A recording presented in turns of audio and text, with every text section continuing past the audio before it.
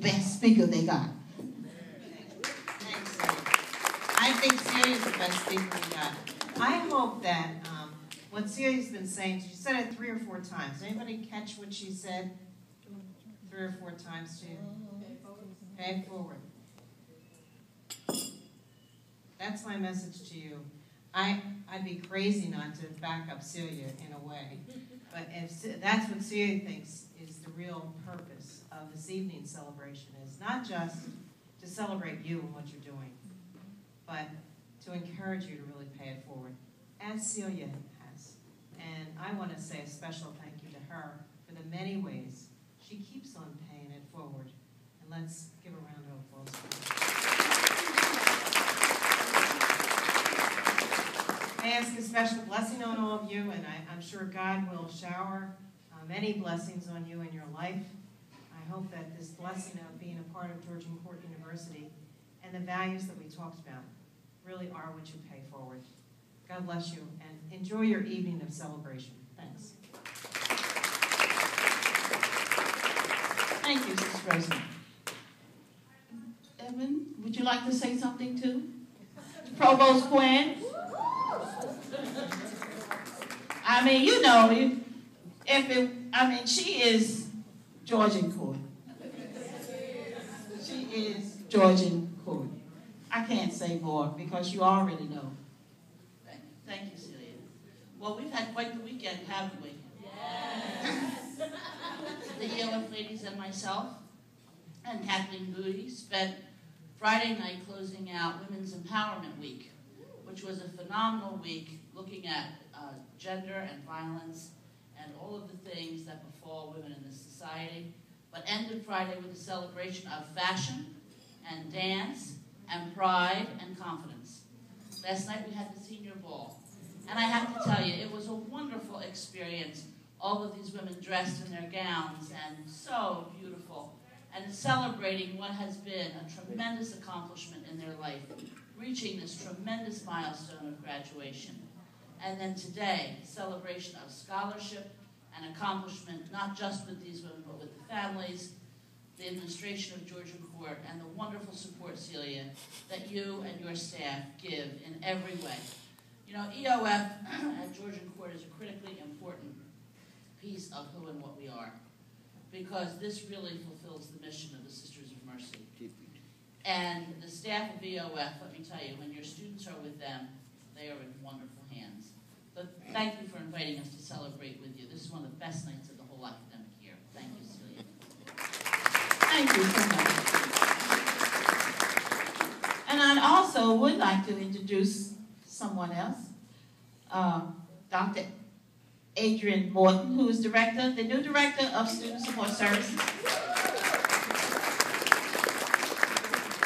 And her son, Dante, who's with her tonight, a future, I don't know if we're going to be future Georgian Court, because he likes the girls already. I don't know about him. But he said, what? And my daughter, Felicia Younger, is here. She came to stand beside me on this affair. And I also have my staff, Gwendolyn Bennett, counselor.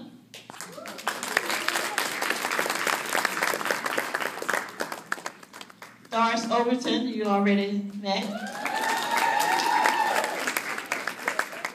Teresa Gathers, my assistant. And did I miss any other guests in the room? Oh, I have Alicia Blanks. Oh, we saw you. Oh, well, I just want to say something special about that because her mother and her grandmother are here. 3 generations.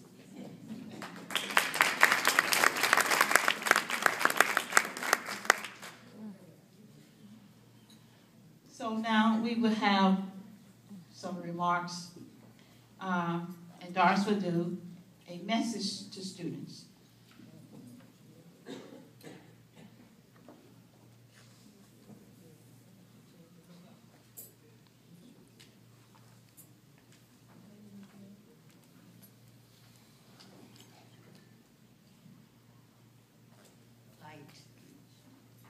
Our Our greatest fear is not that we are inadequate, but that we are powerful beyond measure. It is our light, not our darkness, that frightens us. We ask ourselves, who am I to be brilliant, gorgeous, handsome, talented, and fabulous? Actually, who are you not to be? You are a child of God. Your playing small does not serve the world. There is nothing enlightened about shrinking so that other people won't feel insecure around you. We were born to make manifest the glory of God within us. It is not just in some, it is in everyone. And as we let our own light shine, we consciously give other people permission to do the same. As we are liberated from our fear, our presence automatically liberates others. That's an excerpt from Nelson Mandela's speech, his inaugural speech in 1994, and it is attributed to Marianne Williamson. Go and shine, y'all. Thank you. And keeping also with tradition, we have students who really feel touched by the service that is provided to them in different ways. And some students write it down and send it to us and tell us how it has helped them.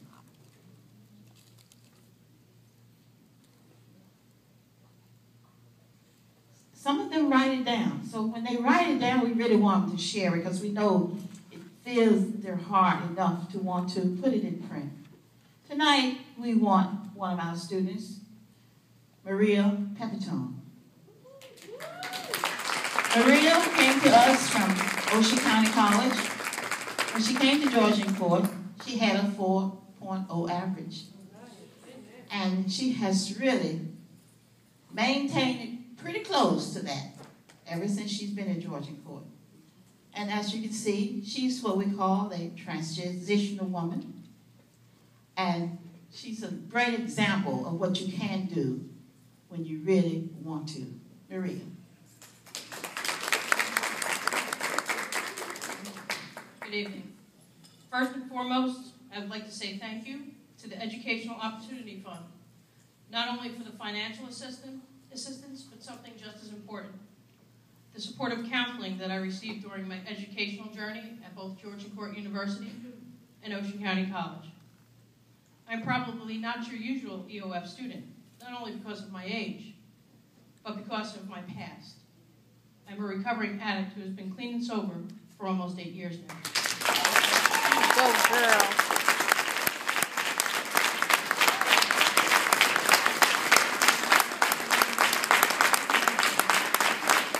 Not too much clapping. They call that ego, and ego is easing God out, and I don't want to do that. During my addiction, I created a lot of financial and emotional damage. I will not get into the emotional damage because it's very personal. But I will say that my son and I now have a wonderful relationship. He once said to me, "It doesn't matter what you did, it matters what you do now." He was 16 at the time. My son is very proud of the woman his mother has become through this journey we call life. The educational part of my journey began at Ocean County College, where I was often called a perpetual freshman. I would smile and laugh because I knew it was said in a loving manner. The director of EOF at Ocean County College, Laura Ricards, was not my advisor, yet her door was always open to me. I often went to her for emotional support and guidance. She always made time for me when life's issues seemed insurmountable. She has helped me over many of life's hurdles. Ms. Ricards helped me to remain focused on what truly mattered during my educational journey. While attending OCC, I was inducted into Chi Alpha Epsilon, and I have maintained the GPA here at Georgia Court University to remain an active member of this respectful honor society. Through my involvement at Ocean County College, I learned about leadership skills by taking the position of president for the EOF Alliance Club. Here at Georgia Court University, I utilized those leadership skills as president of Phi Alpha Zeta Nu chapter of of the National Honor Society for Social Work students. During my journey here at Georgia Court University, Mrs. Opakwasili continued in the EOF fashion of supportive counseling and advising.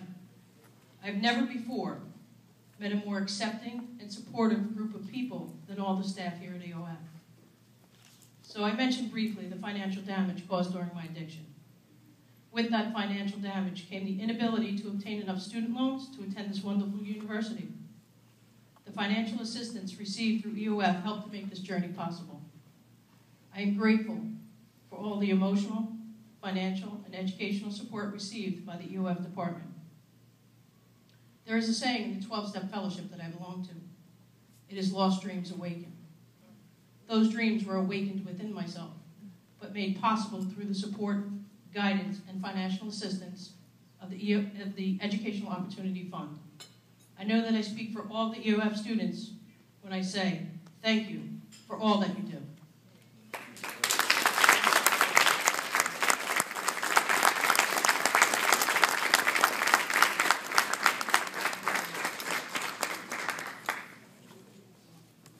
Thank you so much, Maria. And we will continue to pray that she will continue to meet her goals in life. Camille, one of our senior students also, Camille Jackson, has a great story to tell, but we won't tell her story tonight. You'll be able to see where she has come from what she will do in a recitation. She's talented, she's motivated, she's enthusiastic, she's a fighter. Camille, you ready?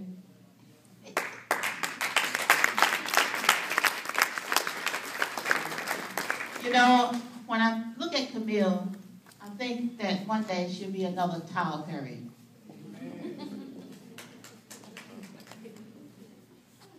All she has to do is rent a place and have put on the show, you know? She got it made. We'll pay rent. That sun is right in my eyes.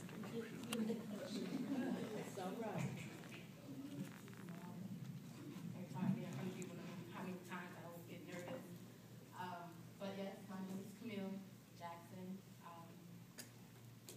What can I say?